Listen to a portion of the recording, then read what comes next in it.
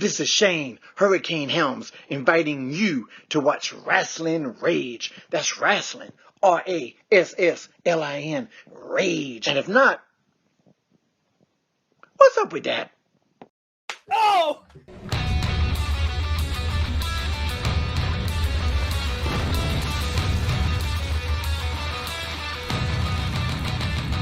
It's going down! This is Rasslin Rage! It's going down! This is Rasslin Rage! Scream it out loud! This is Rasslin Rage! Cody Fleming is the man who leads the brigade! It's going down! This is Rasslin Rage! We'll do it now! This is Rasslin Rage! Scream it out loud! This is Rasslin Rage! Cody Fleming is the man who leads the brigade!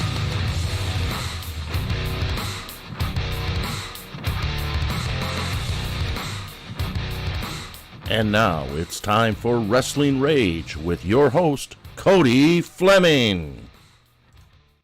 And hey, what is crack-a-lackin'? Make sure my audio is working, in fact, and it is, of course. Hello, welcome to the Rasslin Rage YouTube channel, where you will find Michigan independent wrestling matches. You will find episodes of Rasslin Rage, episodes of Michigan Independent Weekly, as well as interviews just like this one I'm about to do right here with one Mr. Shaun Sisk. Hello to you, sir. Welcome for the very first time on, believe it or not, on Rasslin Rage. How are you doing today? Doing all right. I'm surviving in Florida, so that's about the best I can say. Well, you know, it looks like it's a lot warmer there than it is here right now. Yeah, but for Florida speak, it's cold. Yeah. So Well, we got snow on the ground and it's April. I actually miss the snow, but people. No, I do actually. I don't like driving in it. I don't miss driving in it, but like Right. literally when it snows down here, the people like literally think like hell's frozen over. They I'm like sure. freak out. Yeah, absolutely. Hey, hello, Danny Beals in the chat, and Connor. Hello to both of you, and Bunk Pitch. Hello to you guys. So the first question I have for you is if anybody that is on your friends list, you have some sweet graphics and stuff, but you in there, one of your pictures says you're the most hated man in Michigan. You know, that's a moniker, and you know, there's the most dangerous man in Michigan, and then there's the most right woman in Michigan, which is Josh's old lady. But the most hated man in Michigan. So I have to ask, exactly how did you get that moniker? Well, there's a couple of reasons. But for those that are not aware and don't really know why I'm on here or who I am, back in the late 90s, I actually did a wrestling radio show like yourself, but I was actually on the AM dial. It was WP1 1460. And during that time, you know, we talked about WCW, WWF, ECW, and I started talking about the independents. The show before, for about a year, was ran under at the same radio station by another guy, but he mostly just talked about the top three promotions. And I took it over. He basically, legit, his wife basically said, "You can't do this anymore." So I had just started showing up. Because I went to a Harmony House and then I ended up going to their show and whatnot. But what I started doing was when I was doing the show, I wanted something different. Like I said, I started talking more about independence, started having the independent promoters and stuff and the wrestlers come on there. And what I was doing was I was saying things that weren't softballs. I wasn't softballing stuff on the air. Obviously, back then you had Extreme Talk Radio and stuff. So I was finding something. I was finding my niche back then because there really wasn't many wrestling shows on the air. And it wasn't like I was looking as a gimmick. It was like, I'm not going to be the guy that's just going to sit there and just read off a piece of paper. If I feel a certain way, I'm going to say it. Okay. So what I did was I would see things on the forums and I would see wrestling promoters, you know, I'd have the wrestlers and the wrestling promoters come on the show. And I was basically trying to kind of doing like the voice of the voiceless, where I'd ask questions and I started pissing people off. But I wasn't doing it on purpose. It was more like, well, this is a question that's being asked. Nobody else is going to ask you this. So while you're on the show, I'm going to ask you. If I didn't like something that was going on in wrestling shows that I attended, I'd make a comment about it.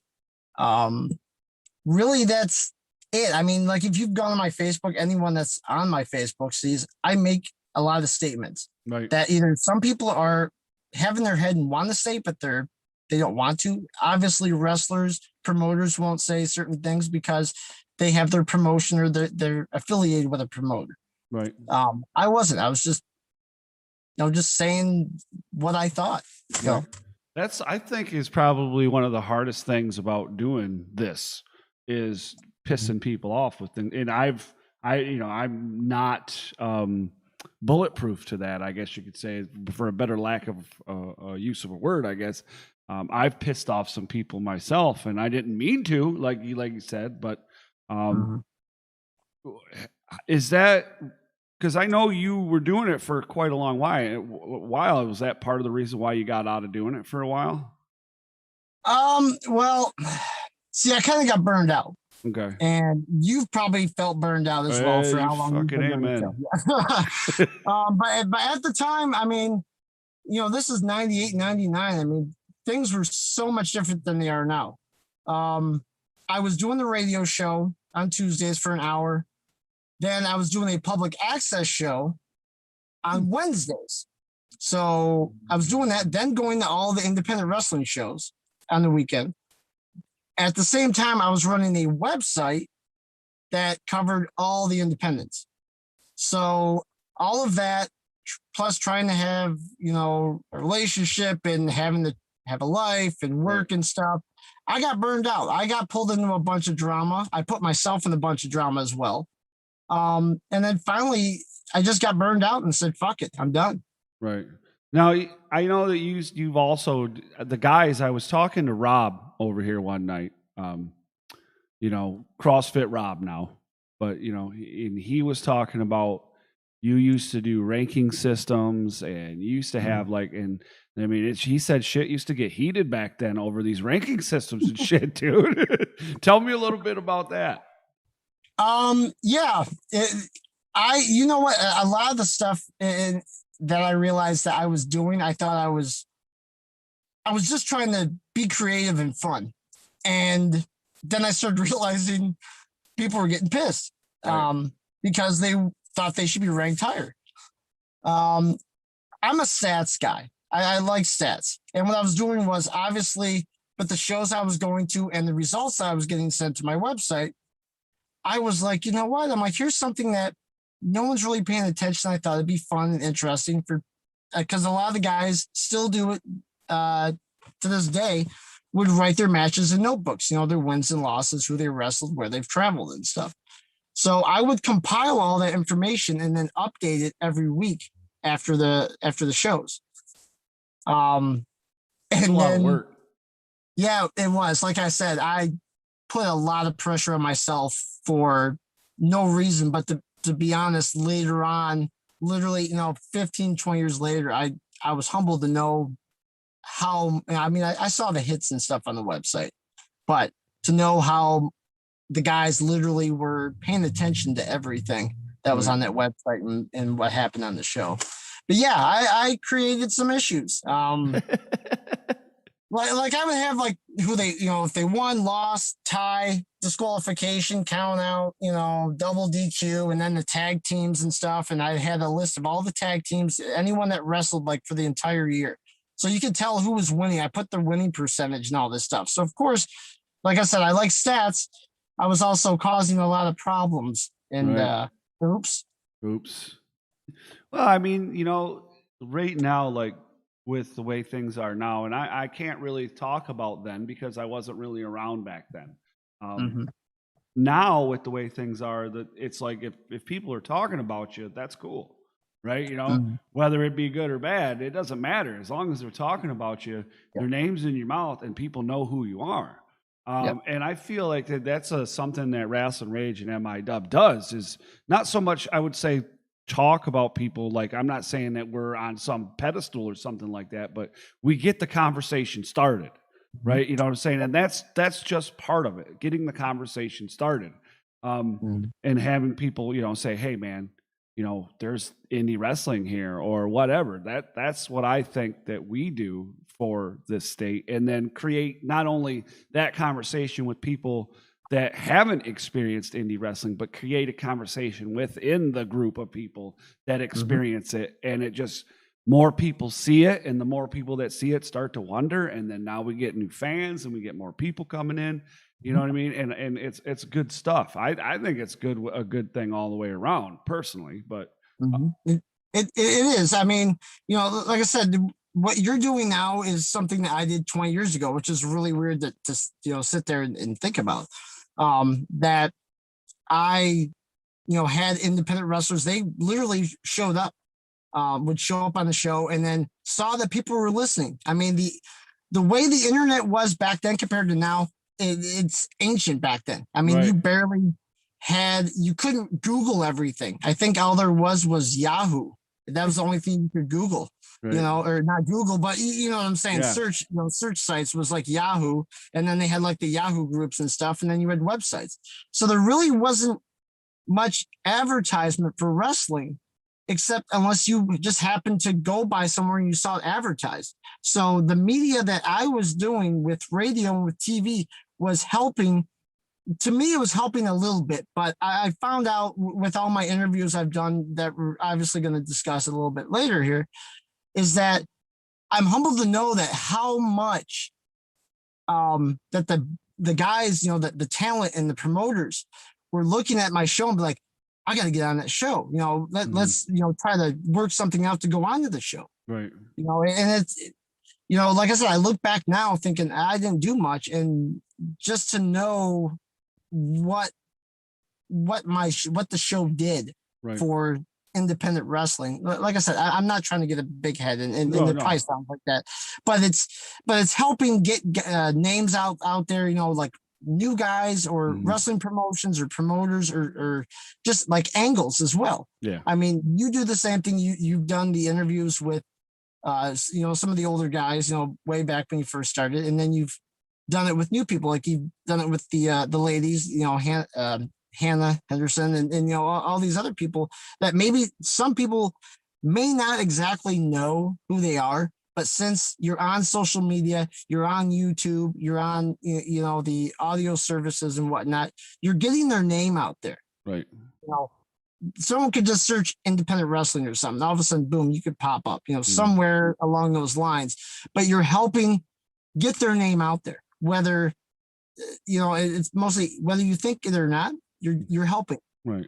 Well, I appreciate that. And sometimes I don't, but you know, but yeah, for sure. Now, so you did the radio show, and you I heard you say that you did what was that? TV as well. Public access. Yeah, public access. Yeah, that public access show, it was live. So it was literally the only live thing on this public access station. It was in Lake Orion. It used to be AT&T, whatever that, you know, they kept changing the local companies. But yeah, it was live because the guy that was doing the radio show before me, called the Pile Driver, not to be confused with the one that ran on Riff from Pennsylvania, that was out like on Sundays or something during that same time.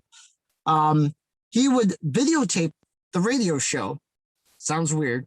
Videotape the radio show, and then would send it out to all the local public access stations.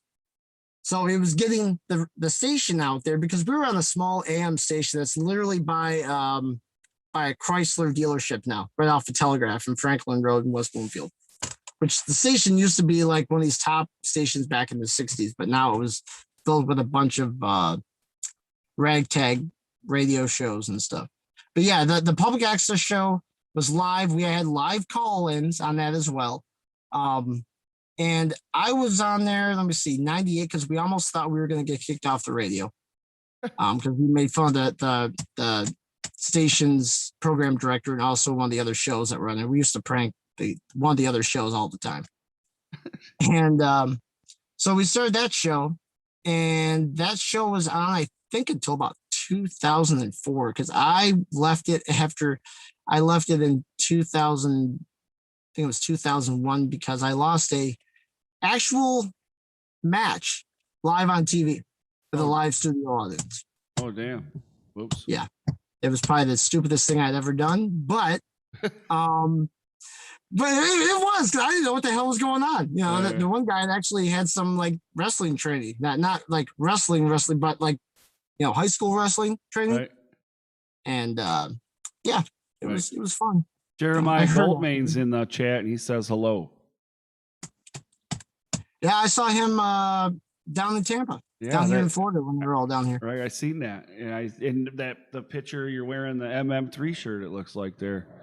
So yeah, good stuff. It's one of them. Yeah, you know. So you take a break. You obviously relocate down in sunny Florida down there. Now I know you've experienced a little bit of the indie scene down there.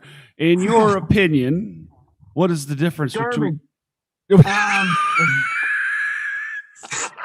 Hot soup. You heard it here, ladies and gentlemen. Shaun Sisk says it's garbage. No, go ahead and finish, and then I'll explain why I said garbage. But yeah. Right. So what is the main difference between the scenes? There's a lot, to be honest, and I really didn't feel it until WrestleMania week.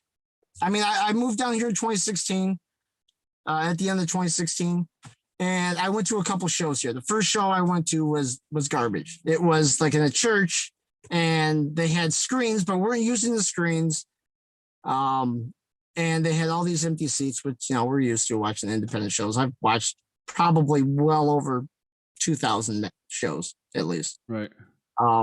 And the crowd was just sitting on their hands and not doing anything. They were looking for the wrestlers to tell them when to pop, you know, to clap and whatnot. Right.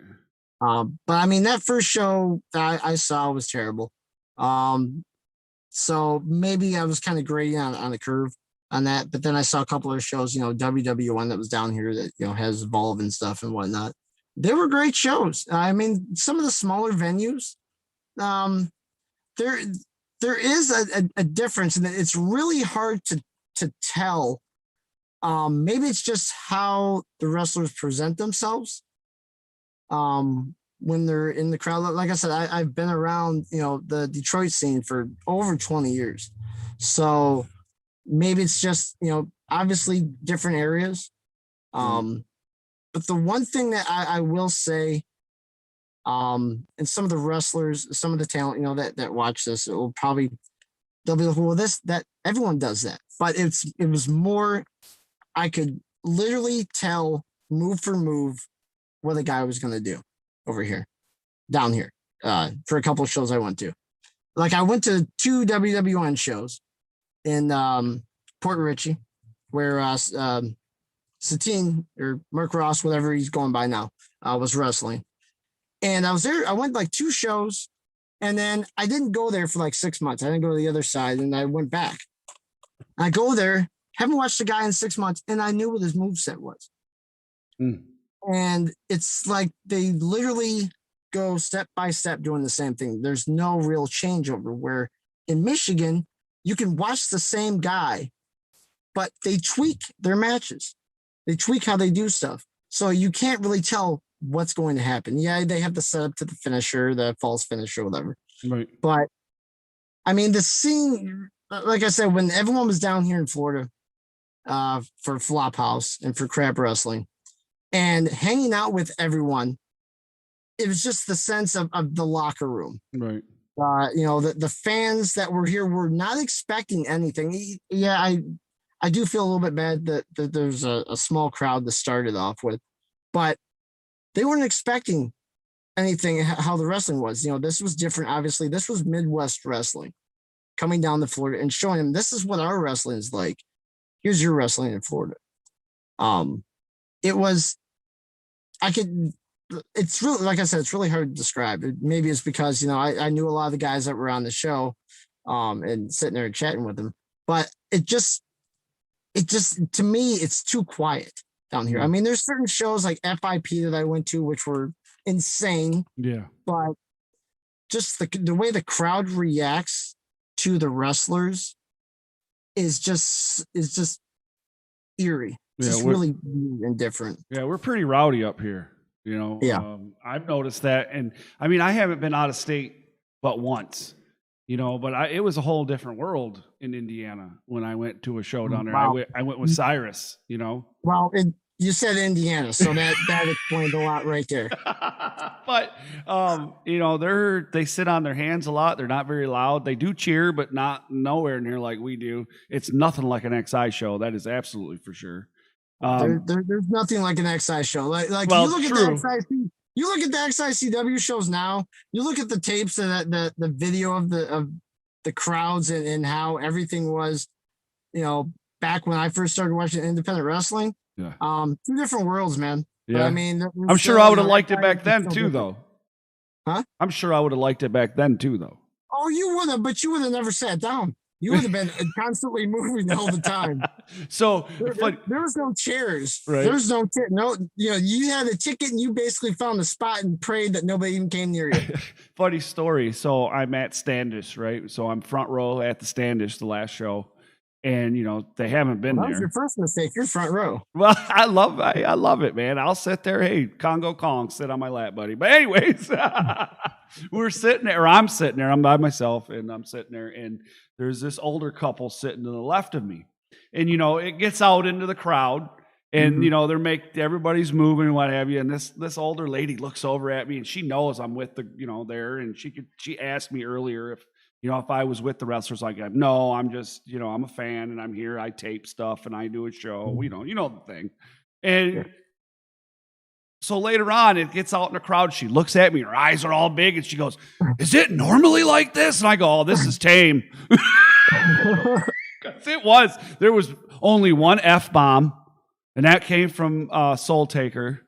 And then everything else, you know what I'm saying? There was no MFers, no threatens to stab nobody. There wasn't even a flaming elbow, bro. Wow. Yeah. They didn't even get to see the flaming elbow. But, yeah, so to talk... You know what? Somebody probably would have yelled fire and ran out of the building, so that's probably why they didn't do it. I mean, it's Standish. You're right in your Amish country. They see fire and they run. Right. You know, they don't run towards it. So right. It was a great show, though. I had a great time in watching Tommy Vendetta pin Just a Dream in that fatal 3-way to take the XICW Extreme Intense Championship. Oh my effing God.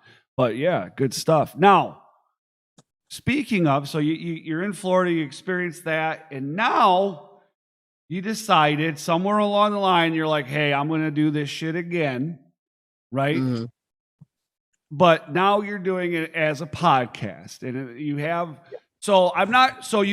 is it 2 things you got going on, or is it part of the same thing? Is it, you got Shooting the Ropes and then Wrestle the 90s, right? Is that it? Yeah, Michigan Wrestles the 90s. Yeah, what it is, I kept the Shooting the Ropes name because I came back in the podcasting radio around 2014 because it was something I'd missed doing, you know, after seeing things that were going on. I was like, you know, Facebook, I need to have a voice, you know, again. Okay. It was my own personal reasoning. I'm like, I'm going to start doing this again. Nobody told me. I was like, if nobody listens, really don't care. I'm like, it's just me. It was me not venting, but just, you know, getting my voice out there. But no, I started that. I did it for like 6 months, and then I stopped doing it because of personal reasons and whatnot. And the podcast that I started doing now, I was actually thought about it in 2016 before I moved out of the state. And the reasoning behind it is because anyone that remembers that Battles, Bouts, and Brawls DVD, anyone that paid for it, I hope you got your money back. It was edited incorrectly. And it irritated me. I know it irritated a lot of guys, a lot of the historians. It upset them because they were trying to figure out why certain people were on there and whatnot. I only saw the part that was on PBS, so I don't know the rest of it, but I heard it was horrid. But during that same time, I was doing that Michigan Wrestling Flashback Facebook page. And I was, you know, posting pictures and stuff. And there's like a lot of guys I would love to have them tell their story. So everything with the whole COVID and stuff like that, and everyone started doing podcasts and stuff. And I was like, you know what? I'm like, I think I'm going to start doing it now.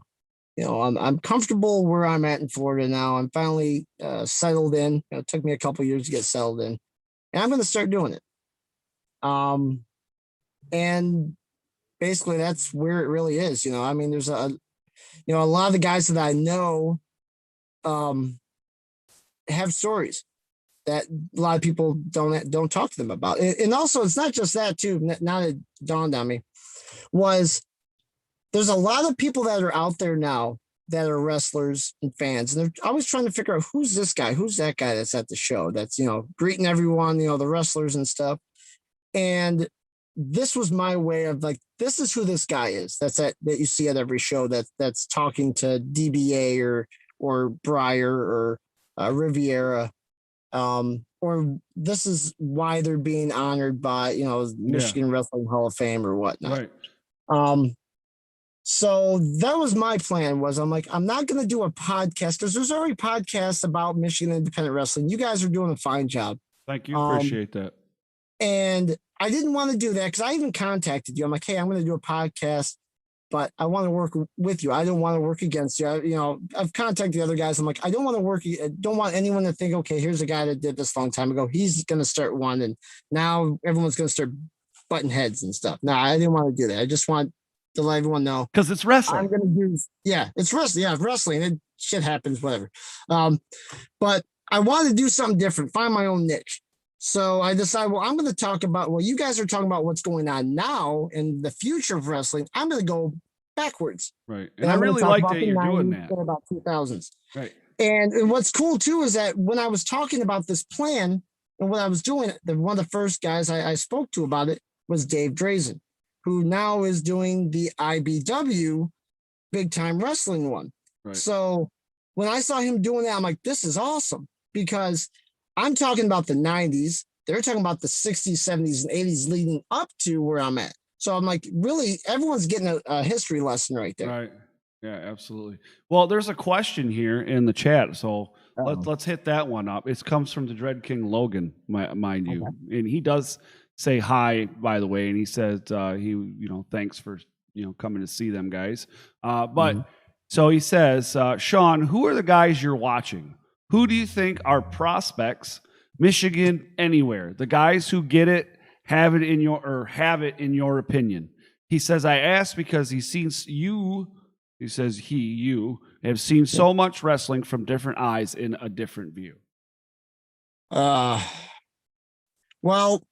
I'll tell you what, I've had, let me see. Well, obviously Tommy Vendetta, that dude's a crazy motherfucker. No. He is. I mean, we're sitting there at the show in Tampa, and I'm like, this dude, what's he going to jump off of? Because I was looking at outside, and then I was like, there's no way he's jumping off that roof. Oh, yeah, I'm like, he'll fall right through it at first. And then all of a sudden, where him and Price end up at? Oh, they're on the trailer. I'm like, well, that's a little bit safer. Right. Something. We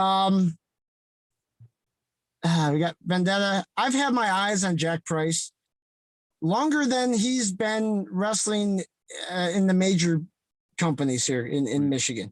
I saw him back in like 2010, and I was told about him. I've had my eye on him. I've had my eye on Aaron O'Ryan. I mean, he's been doing fantastic. The Dread King and Aaron O'Ryan are going at it on, I believe, May 1st at the Metro Pro Wrestling. Yep, and he was one of the next guys I was going to say. His changeover, like I've been friends with Levi Blue since 98. So when he says go watch somebody, go watch him. Right. And I did the same thing for Nolan Edwards. That's another guy. Nolan, he was only 6 months in, and I traveled across the state of Florida to go see him wrestle. When he came to Florida for WWN there? Yeah. Yep. Yeah. Levi hit me up. He's like, hey, well, what are you doing on this day? I was like, why, what's up? He's like, you got to go see Nolan. I'm like, all right. So 2.5 hours later, I'm in Tampa.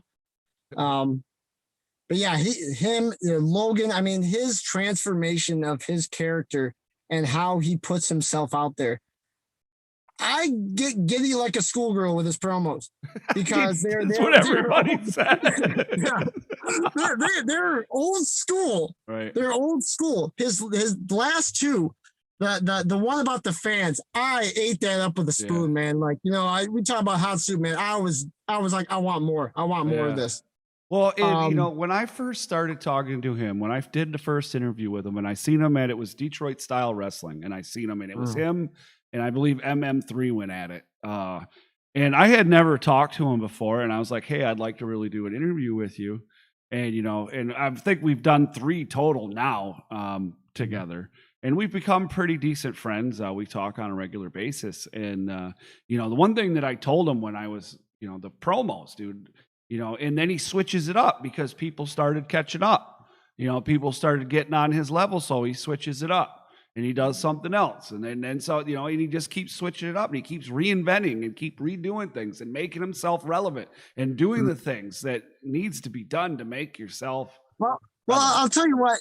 He was relevant, but he decided he's standing out more is what it is, because like I said, a lot of things you can be the same guy, but all you have to do is just change like one small thing. And I've seen so many guys over the years change just one small thing, like Nate Matson, when he first came out, he was green, but he just started changing, his hair or just his attitude.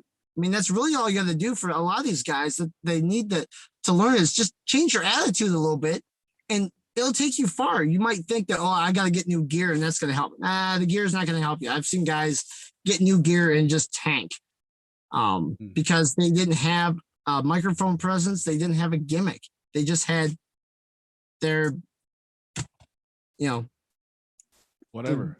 Yeah, they didn't have anything else, A little bit of flashy gear ain't gonna do it, buddy. I mean, another one that guys that's out there, we got MM3. Yeah. He has. I mean, I remember him as a little ref, and then a little ref. Now, he was a ref. I got to see a picture. He was a ref, and then I can't even think. My mind is going to blank right now. That's usually how it goes because you're live, and I asked you on the spot. I'm so used to having notes when I'm doing interviews, and I have none. So it's like this is like literally the weirdest thing because usually, I'll look at my phone. Well, I can't because I'm doing the video on the phone. So yeah, I don't do that. I've only had one person ask me for questions ahead of time, and that was Jeff the Ref Bundy. Yeah, I like it. I like being surprised. That's the best thing. Like the interviews that I've done, they don't know. I'll be like, we're going to talk about the 90s. Well, what about it? We'll find out. And, how was the cocaine? No, I'm just joking. Yeah. I'm just joking.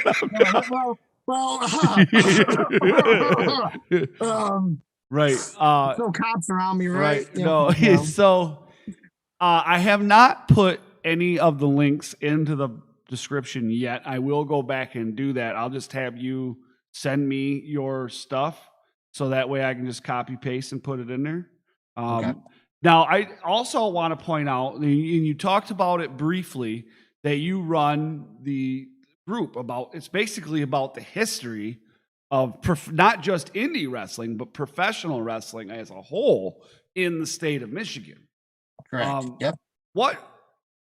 Did you create the group and what sparked that? What I did is I created the group because I had a bunch of old flyers. I was going through stuff. I moved my house and I opened up a box of stuff. My son started getting older, and he could start playing with things and whatnot. So I was like, I'll tell you a story about that, and you'll either laugh or cry. I'm not sure. But I started posting up flyers on my Facebook, and then I'm like, I'm going to make a group of all the guys that I reconnected with, because thankfully with Facebook, there's so many guys that I hadn't spoken to since like I said, I left. Not even being involved with independent wrestling, because I think really the last time I was even involved in independent wrestling before I left was I was doing the ring announcing. I wasn't doing ring announcing. I was being the commissioner for Section 8 Wrestling that was actually held shows at Hot Rocks too. So yeah, there's been a couple of promotions I've been there. But I posted the flyers up and just started adding people. I'm like, hey, I started asking questions like, does anyone remember this? Does anyone remember that? What if this wrestler was against this wrestler? Does anyone remember this wrestling promotion? And then people started posting pictures. And then I started, adding some of these people, not knowing who they were because I'm so used to calling everyone by their wrestling name. So then I'm like, who's this guy? I'm like, this guy looks familiar. I'm like, oh, you're so-and-so. And it's like, oh, wow. And because a lot of people didn't know my real name either. And they still call me Cue Ball to this day. It's like when you're in school, you call your friends by their last name instead of their first name or whatever, whatever their nickname is. It's the same thing. It's hard for me to call Levi Blue his real name or DBA his real name. Yeah, absolutely. But that's how that started. And then, as more information came about on Google, I just started researching and then going into the black abyss of the search engines and started finding stuff and, my old website with the results and everything. And it just kind of went from there. Now, I know I don't know, like it was a while ago. We had a conversation. I don't remember how it got started, but something about you're compiling information to put together a book. Am I right? No, well, it wasn't a book. I thought about it though. Okay. But no, there's other guys that have done books. What I've been talking about for like the last couple of years doing, and I'm halfway there. Because of the DVDs and the VHS tapes. Yes, VHS tapes, kids. That I have. That was something else I was going to ask you. Is that I'm compiling everything together for one website. Oh, okay. And what I contacted you about is that when I go to do this website, because I'm going to put all the stuff that's either been posted in the group or by, guys like Leonard Brand or by AT Hawk and stuff, I'm going to put on this website so that it's literally like what I did 20 years ago. So I'm kind of putting myself in the hole again if I start doing those stats and the wins and loss columns again. But what I'm gonna do is have it so that you can go there to find out, the history of it as well as what's going on. Right. So, your guys' involvement would be key because you guys talk about independent wrestling and what's going on in Michigan and the results, 3 times a week and whatnot, twice a week, pretty much. Plus with the interviews.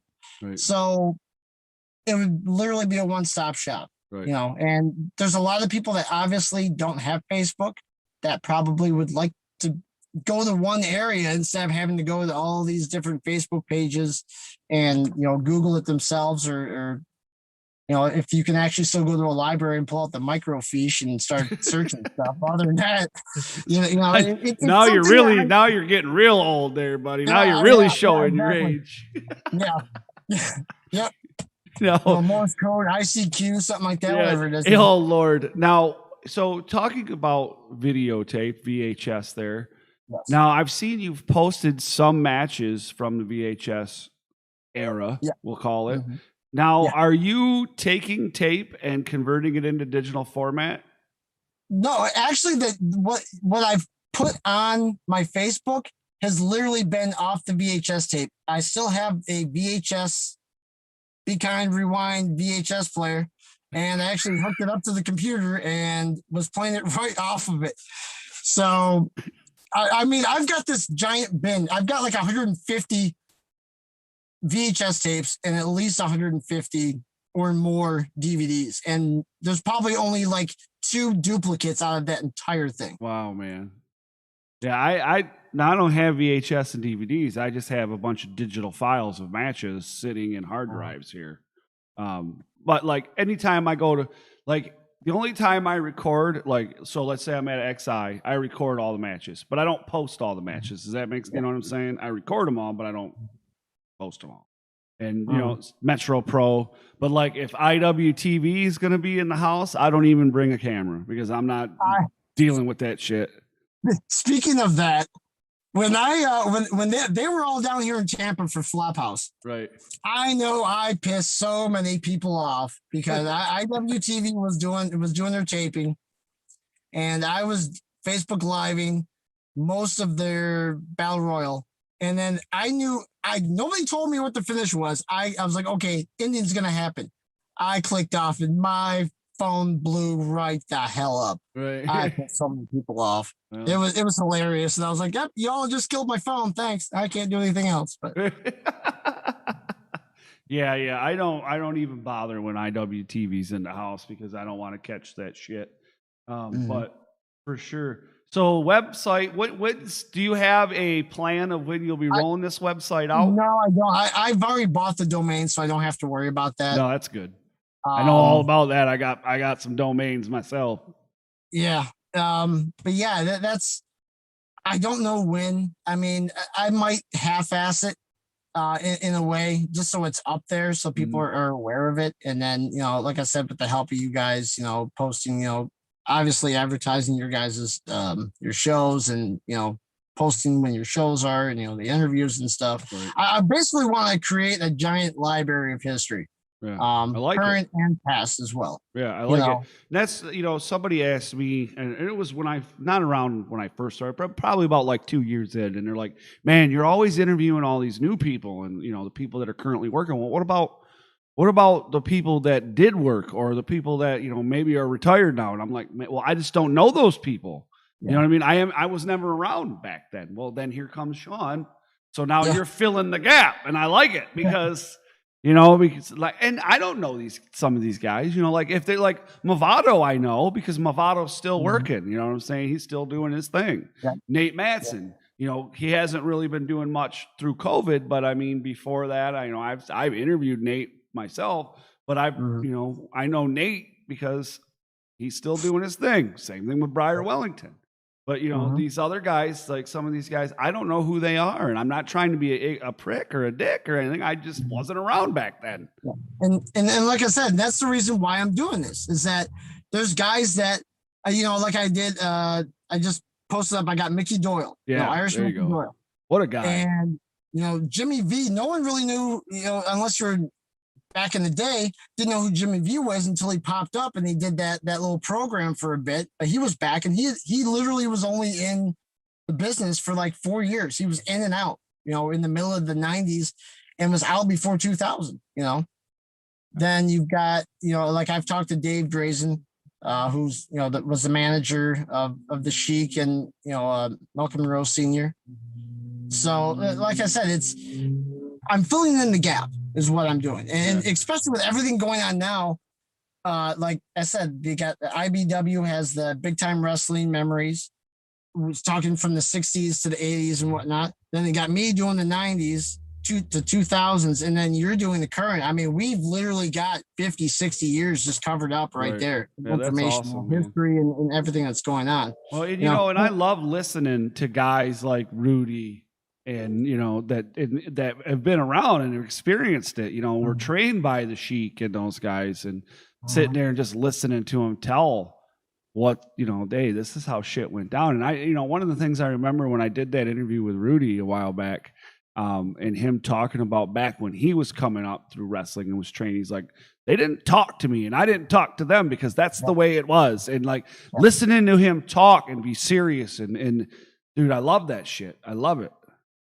Yeah, it was a different time back then. I mean, a lot of the guys I've interviewed as well, there's stories that I remember and things that happened that I remember, or I found stuff that they don't remember at all. Yeah. I mean, like we were talking about earlier where when I was talking about the show and I was getting people's names out there and stuff. I was humbled and when Levi told me this, it hit me like, wow, we had an impact. Where we did just like you guys did the Michigan Indie Awards. Okay. Right. I actually did that as well. So there's, another connection right there. And I had the poll online and people voted and I was surprised as to how many people voted on it and whatnot. So I made an announcement as to who the winners were. And the Cole brothers beat out Dirty White Trash, which was Levi Blue and Big Zed at that time, by like 2 votes, or like, no, actually it was a vote. Oh, damn. So, and they're like, well, we never voted yet. We never got the vote when you closed it. So they're like that, so they played that. So I had the cold, after I announced it, they called, yelled at me. I didn't know if they were being legit or what. So then I was like, like I said, there's the most hated man in Michigan. I'm sitting there like, am I going to get shot? Because I don't really know these guys, Right. And then the Cole brothers came on with Mike Kelly, who was, Machine Gun Kelly. He used to wrestle for TWA and was also one of the promoters for Great Lakes Wrestling, the actual, real Great Lakes Wrestling. I just had to say that. So hot soup. Yeah. So, anyways, if I can get back to that one, I will in a second. But anyways, so I had the Colt brothers on, and so they called in during their interview on my show, and we're pushing. Well, we think we're the best, so let's have a match. They'd never had a match before, and they went online on the forums, forum pages online. That's how people used to communicate, and right. hide under stuff instead of fake Facebook profiles, right. having like 6 and 7 of them. So not going to say any names. Yeah. I almost had a seizure because I just kind of went. Anyways. So, anyways, what happened was because we were talking about. They were pushing it on the radio show and whatever way they could, they ended up getting booked on Great Lakes Wrestling. And at the Livonia Spree that year, they beat the Colt brothers. All because of something that I did on the website, which shouldn't matter. And the whole deal that they were doing on my radio show and, online. And then it went into that because, like you said, before is that we got their name out there. Right. Not like that their name wasn't already out there anyways, because they were one of the most popular tag teams that were fresh coming up. They were wrestling XICW and Section 8, Thunder Zone Wrestling and whatnot. But it was years like, okay, there's a lot of people that follow these guys. So let's do something with them. And speaking of Levi and Dirty White Trash, they actually had a wrestling match, and you've probably seen it on YouTube. I've shared it a couple times. They actually had a wrestling match during my radio show out in the parking lot against 2 other guys. Nobody was there, and I had to do play-by-play.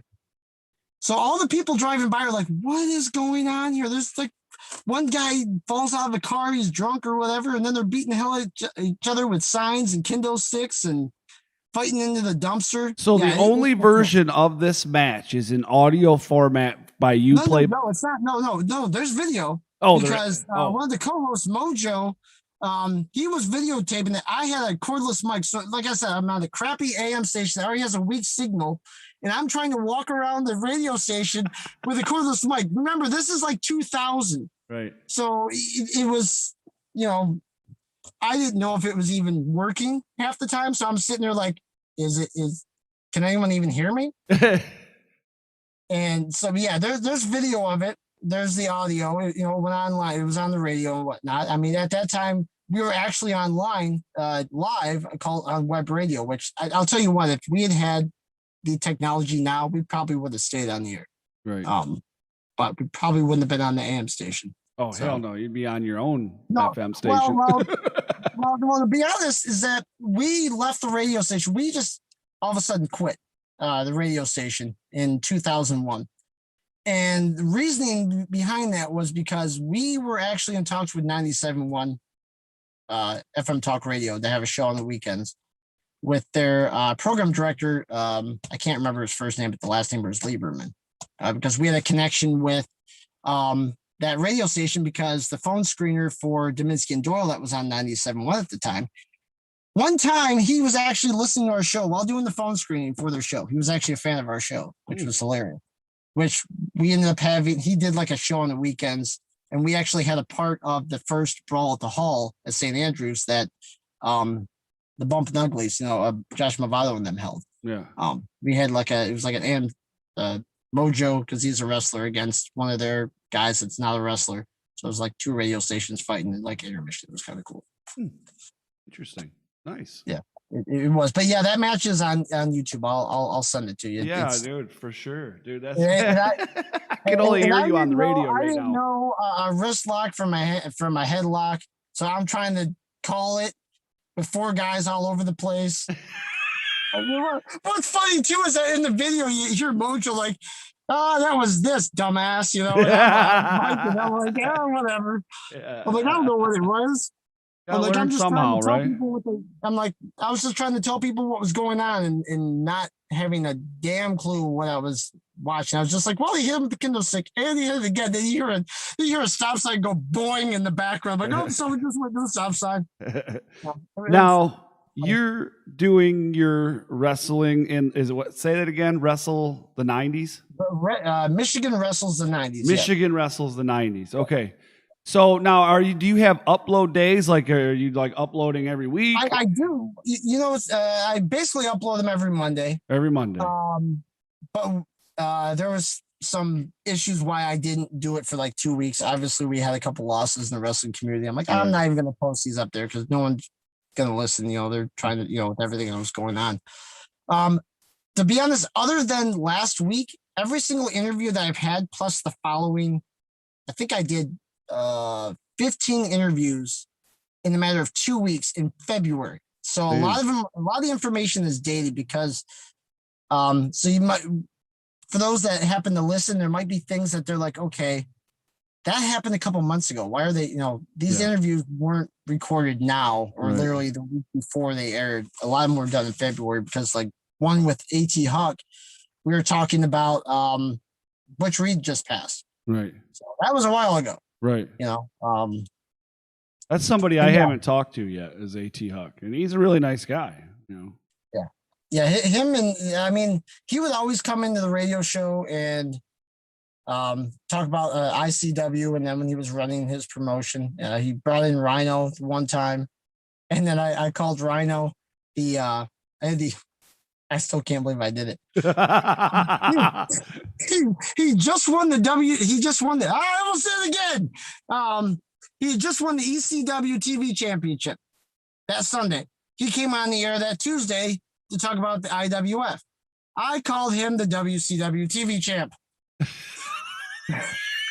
He didn't notice it.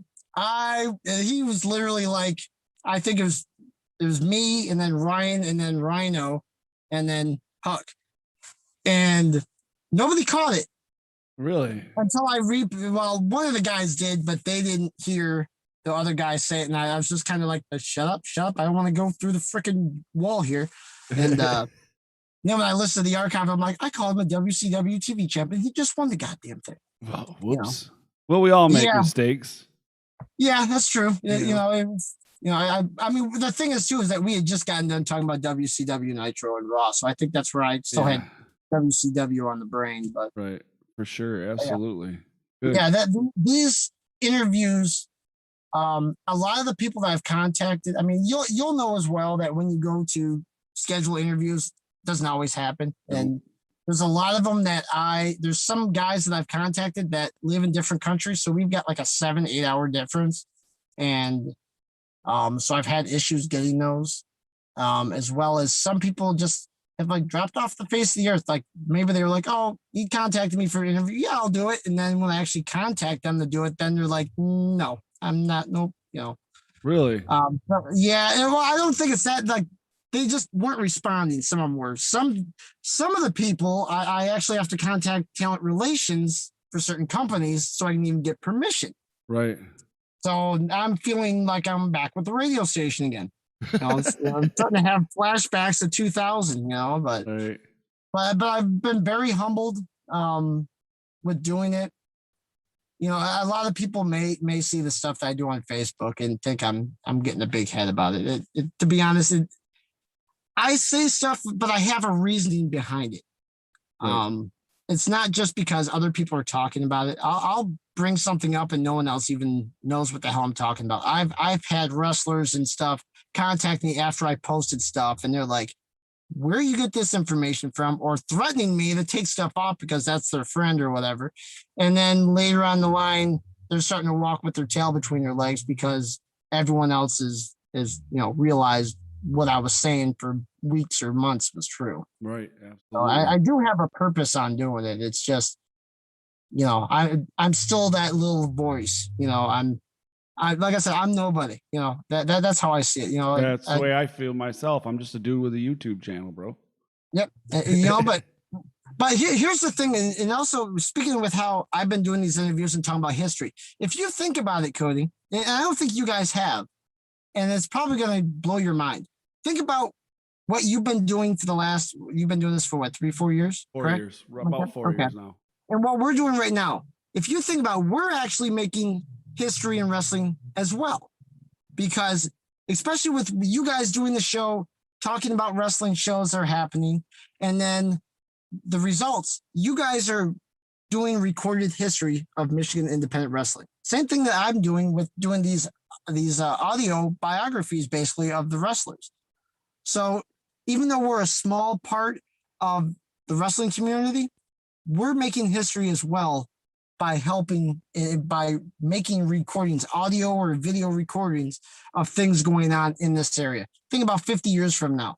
Somebody could, if there's a YouTuber or whatever they're watching stuff on, they might just, Michigan wrestling, there's still wrestling in Michigan. Okay, well, let's see, what's this? Searching Google, just like I am now, finding newspaper articles and pictures and stuff of guys finding the same stuff.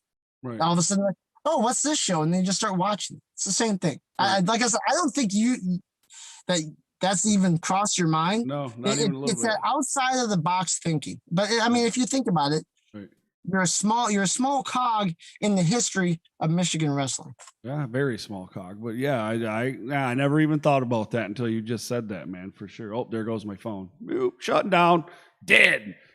No more for you, Cody. But now somebody's asking why you got this ass hat on. It just died. But I do want to tell everybody that I am going to, once he sends me that, I will put all that information for Shooting the Ropes, the Facebook groups, whatever you want, I'll put down there so that you guys can click it and go over there and follow, subscribe, and whatever. Because I know you got all you're like, because these podcast things, man, you upload it to one thing and then it'll send it out to like 900 other places, right? Yep. Yeah, for those, all you have to do is go to wow, I totally blanked. iTunes. There you go.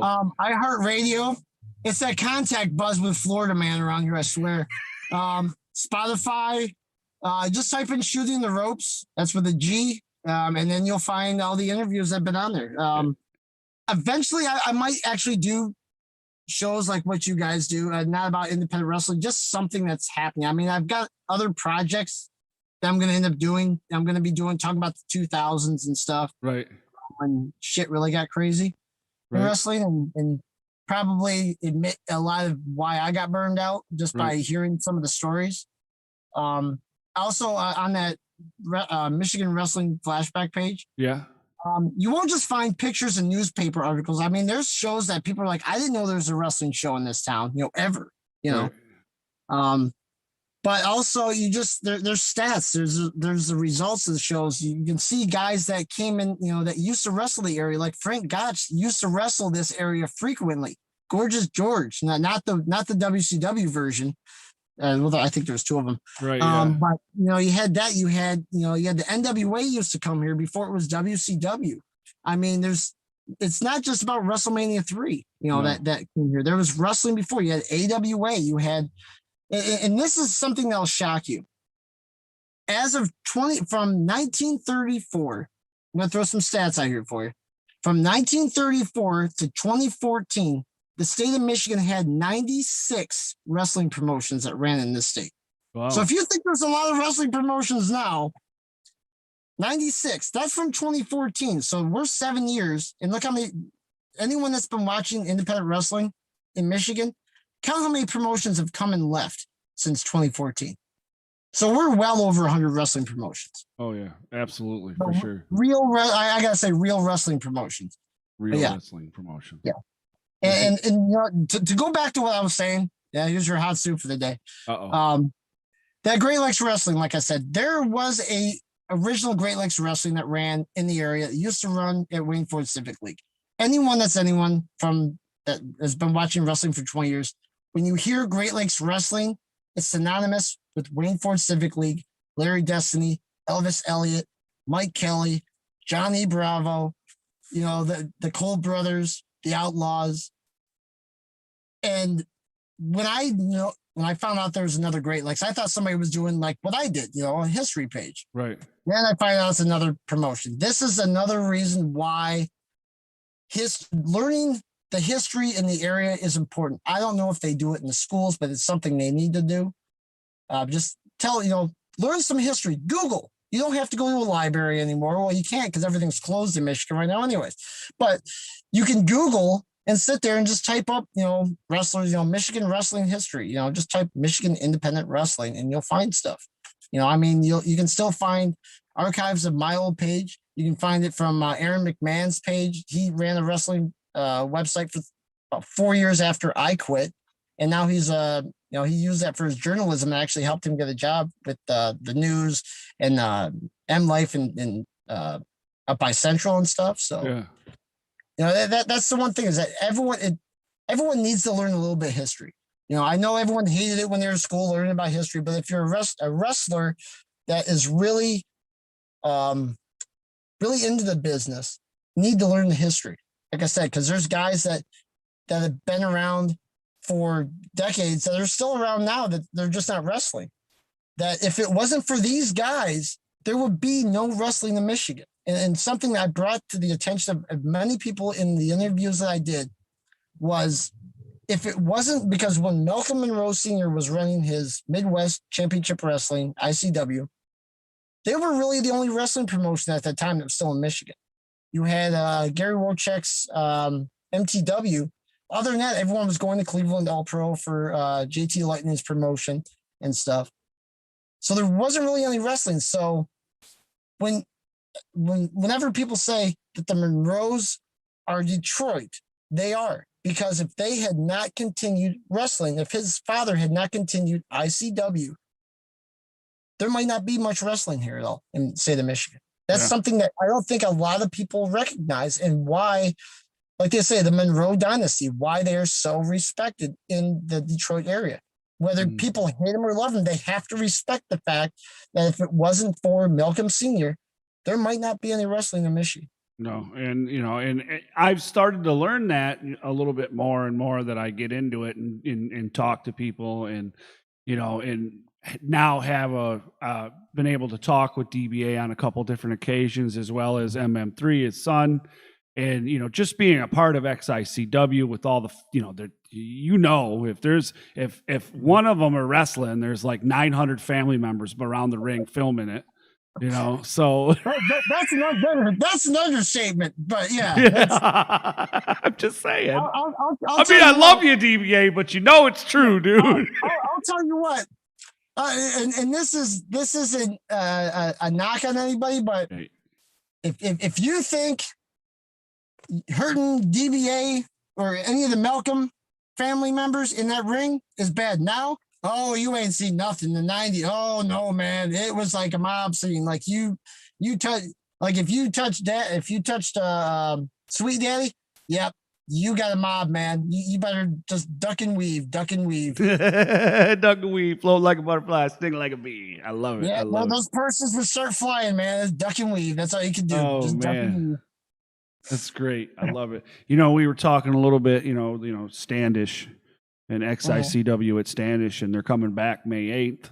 And we were talking about it like we don't know, like Proving Grounds kind of in the limbo. And I'm really excited. I want to know. I hope we get to go back indoors to the Hot Rocks and do Proving Ground again. And I'm excited to see. As far as there's a lot of fresh fucking meat up here right now, bro. There is.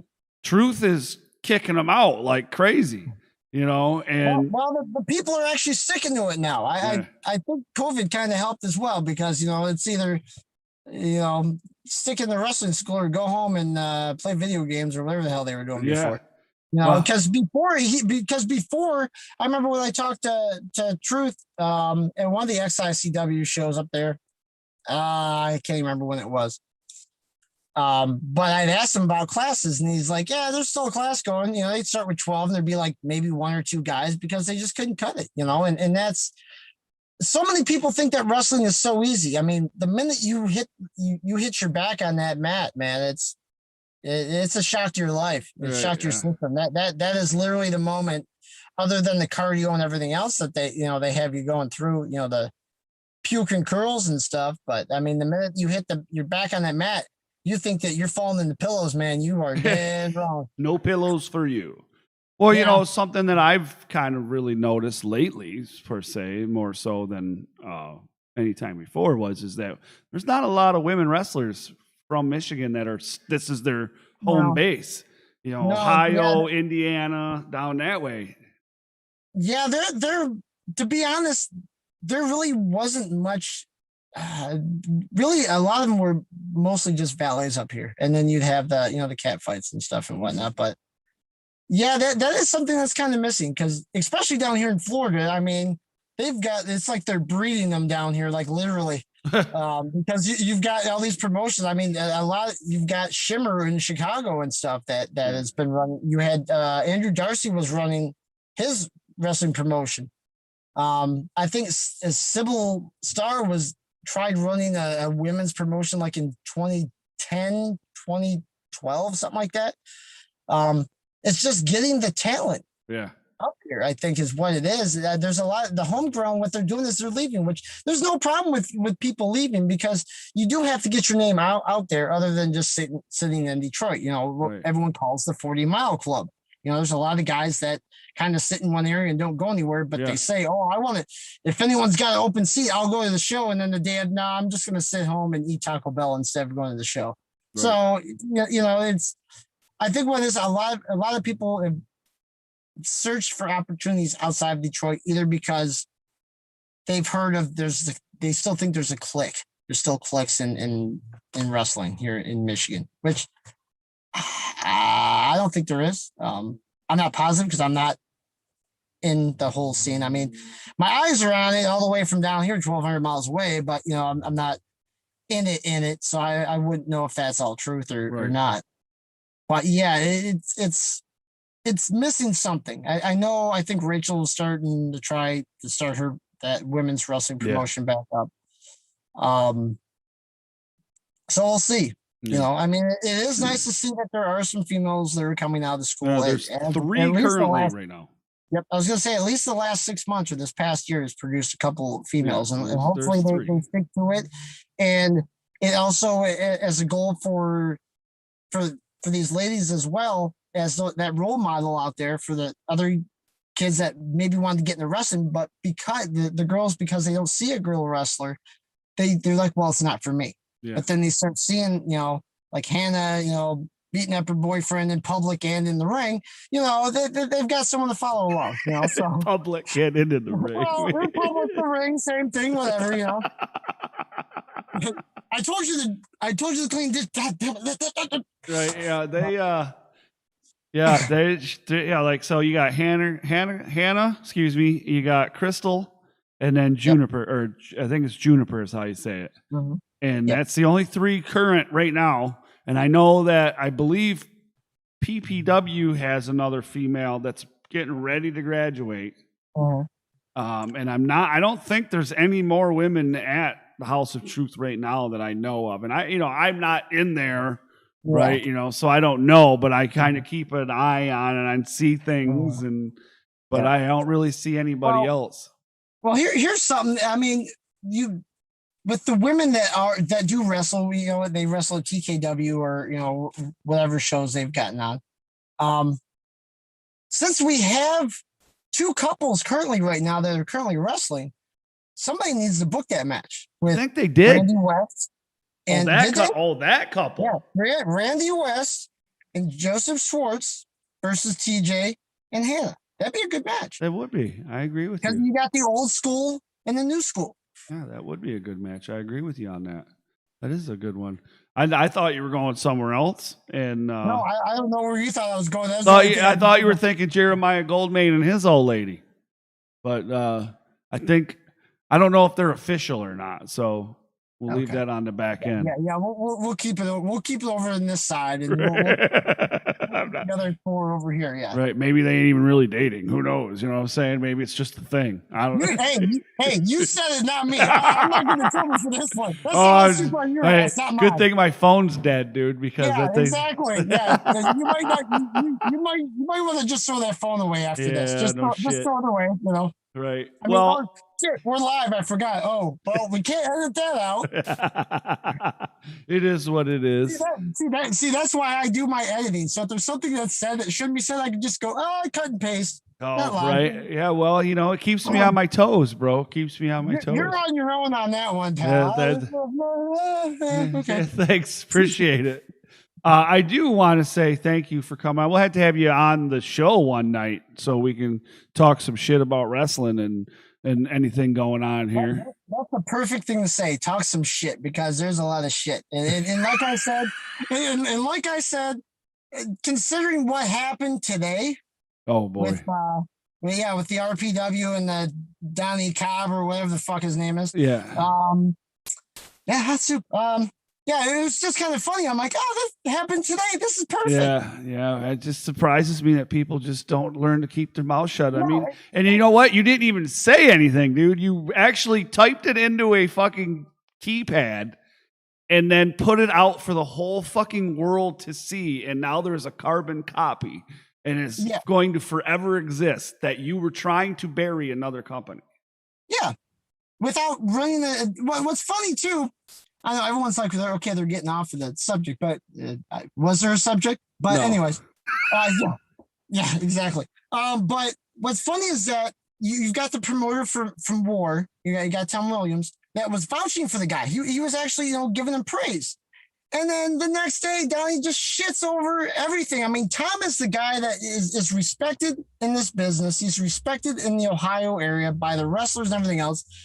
And he put Tom in a bad spot. I feel bad for Tom because, he was like, I want everyone that, everyone should work together. Yeah, we can. Yeah, everyone can work together. But then when you got some asshat that goes out there and makes it, well, I'll pay someone to not take the ring. Like Riviera said, shit, pay me. I'll not bring the ring. Give me my paycheck too. Right. I mean, that's another, to me, that's a Stimulus Championship Wrestling promoter right there. That's literally what it is. Stimulus Championship Wrestling. We're doing it. We're making it now. Hey, look, Ma, I'm a promoter now. So yeah, that's basically what it is. I am so taking an audio of that one and putting it on Facebook. Hey, look, Mom, I'm a promoter now. Stimulus Championship Wrestling coming to you live from the back.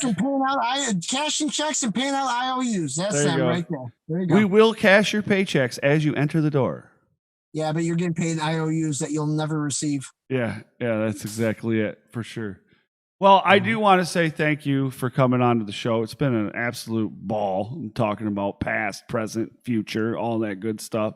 Letting everybody know about shooting the ropes and, the other project you got going on. And you said you're looking at doing something with the 2000s too. So we're going to look to see that soon.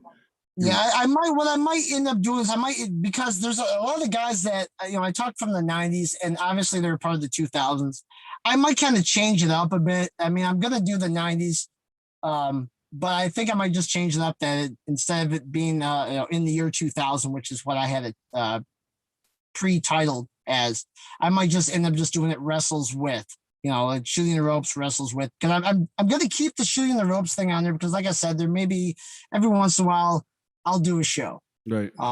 And, just talk about whatever it is that's going on, And I mean, I had hoped to do it during WrestleMania week, but because of comments I made when Generation Championship Wrestling, soup again, the whole thing that happened with Malcolm Monroe III, and he got taken off that booking.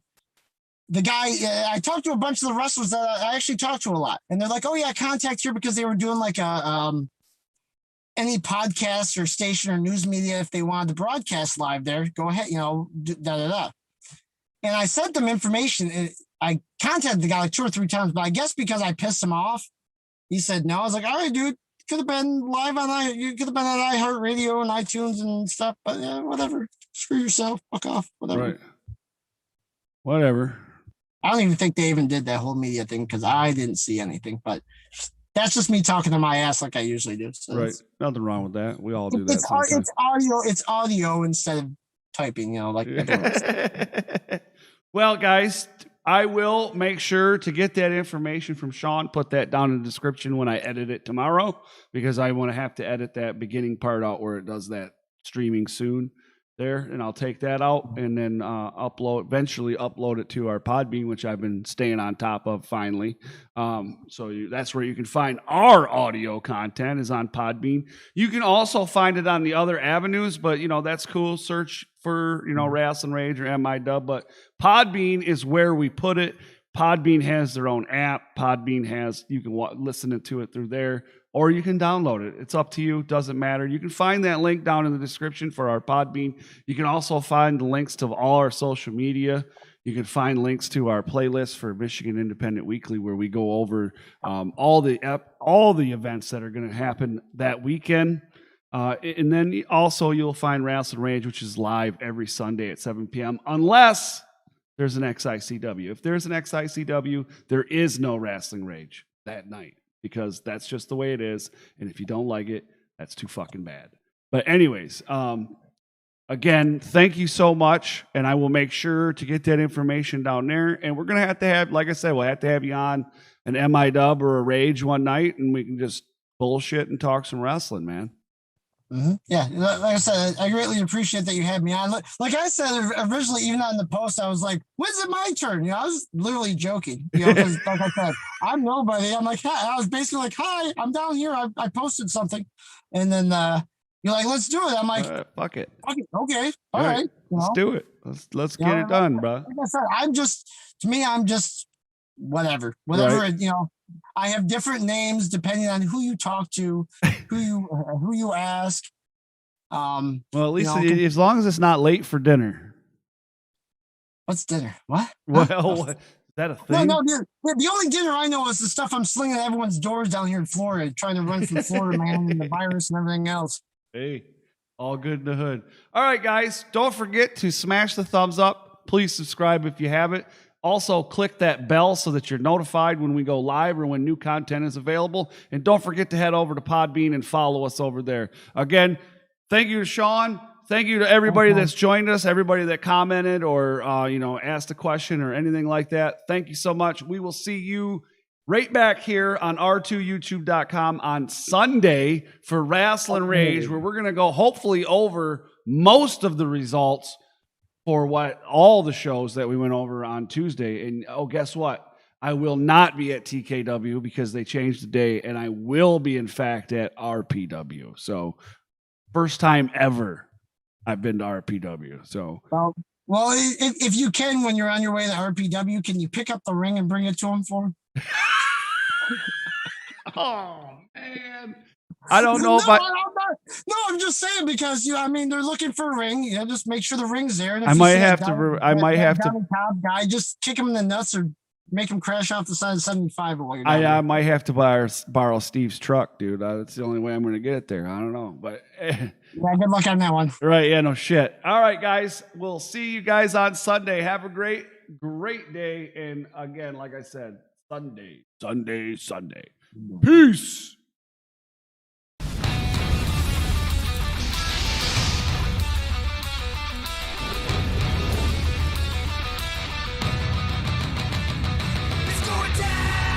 Rasslin Rage. Do it now. This is Rasslin Rage. Scream it out loud. This is Rasslin Rage. Cody Fleming is the man who leads the brigade. It's going down. This is Rasslin Rage. We'll do it now. This is Rasslin Rage.